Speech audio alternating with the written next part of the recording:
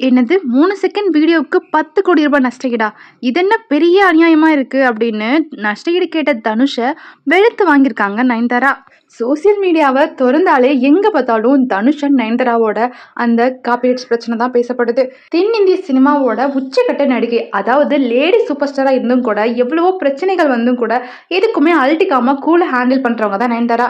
ஆனா அவங்களே இப்ப கொந்தளிச்சு போயிருக்காங்க. சோசியல் மீடியாவுக்கு வந்து தனுஷ லெஃப்ட் ரைட்னு வாங்கிட்டு இருக்காங்க. அப்படி என்னதான் நடந்துச்சு, நயன்தாரா தரப்புல இருந்து என்னதான் சொல்லப்படுது அப்படின்றது தான் இந்த வீடியோல டீட்டெயிலா பார்க்க போறோம்.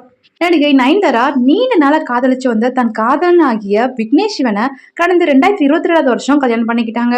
பொதுவாகவே ஒரு செலிபிரிட்டியோட கல்யாணம் அப்படின்னாலே அதுக்கு அடுத்த நாள் சோசியல் மீடியாவே சம்பிச்சு போற அளவுக்கு அவங்களோட கல்யாண வீடியோஸ் எல்லாம் வைரலாக ஸ்ப்ரெட் ஆகிட்டு இருக்கும். ஆனால் உச்சக்கட்ட நடிகையாக இருந்தும் கூட நயன்தாராவோட கல்யாண ஃபோட்டோஸோ வீடியோஸோ எதுவுமே வெளியில் வரல. அந்த அளவுக்கு அந்த கல்யாணத்தை சீக்கிரட்டாக நடத்தி அந்த கல்யாணத்தில் எடுத்த ஃபோட்டோஸ் அண்ட் வீடியோஸை ஒரு டாக்குமெண்ட்ரி ஃபிலிமாக ரெடி பண்ணி அதை ஒரு தனியார் நிறுவனமான நெட்ஃப்ளிக்ஸுக்கு 25 கோடி ரூபாய்க்கு பிஸ்னஸ் பண்ணிட்டாங்க நயன்தாரா. சரிப்பா, இது அவங்களோட கல்யாணம், அவங்க விருப்பப்படி அவங்க கல்யாண வீடியோவை என்னவாது பண்ணிட்டு போறாங்க. இதுல எங்க இருந்து பிரச்சனை வந்துச்சு அப்படின்னு தானே யோசிக்கிறீங்க. இதுல பிரச்சனை என்னன்னா 2 வருஷம் ஆகியும் அவங்களோட கல்யாண வீடியோவான டாக்குமெண்ட்ரி ஃபிலிம் இது வரைக்கும் வெளியில வரல. இந்த டிலேவுக்கு முழுக்க முழுக்க தனுஷ் தான் காரணம் அப்படின்னு நயன்தாரா தரப்பு தனுஷ் மேல குற்றச்சாட்டு வைக்குது.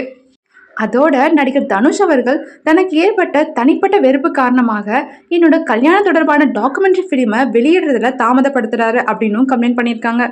இவங்க கல்யாணத்துல தனுஷே கலந்துக்கலையே, அப்ப இவங்க கல்யாண வீடியோ வெளியிடுறதுல தனுஷுக்கு என்ன சம்பந்தம் அப்படின்னு யோசிச்சு பார்த்தா, அந்த டாக்குமெண்ட்ரி ஃபிலிம்ல தன்னோட கல்யாண போட்டோஸ் அண்ட் வீடியோஸ் மட்டும் ஆட் பண்ணாம 400 ரவுடி தான் படத்துல இருந்து ஒரு சில காட்சிகளையும் சேர்த்திருக்காங்களாம். அந்த படத்தோட ப்ரொடியூசர் தான் நம்ம தனுஷ். இப்போ உங்களுக்கு புரிஞ்சிருக்குமே அந்த டாக்குமெண்ட்ரி ஃபிலிமுக்கும் தனுஷுக்கும் என்ன சம்பந்தம் அப்படின்னு. 400 ரவுடி தான் படத்தோட காட்சிகள் மற்றும் புகைப்படங்களை டாக்குமெண்ட்ரியில பயன்படுத்தக்கூடாது அப்படின்னு தனுஷ் அவர்கள் முட்டுக்கட்டை போட்டனால தான் டாக்குமெண்ட்ரி வெளியாகிறதுல தாமதமாயிருக்கு அப்படின்னு சொல்றாங்க. என்னோட படம் அந்த படத்தோட படப்பிடிப்பு தளத்துல எடுத்த போட்டோஸை டாக்குமெண்ட்ரியில பயன்படுத்தக்கூடாது அப்படின்னு நோட்டீஸ் அனுப்பியிருக்காராம். இதை பார்த்து ஷாக் ஆன நயன்தாரா கொந்தளிச்சு போயிருக்காங்க. 3 செகண்ட் வீடியோவை பயன்படுத்துறதுக்கு 10 கோடி ரூபாய் இழப்பீடு கேட்கிற தனுஷோட உண்மையான முகம் இப்பதான் எங்களுக்கு தெரிய வருது அப்படின்னு சோசியல் மீடியால வந்து அவரை பத்தி என்னென்னவோ பேசிட்டு இருக்காங்க.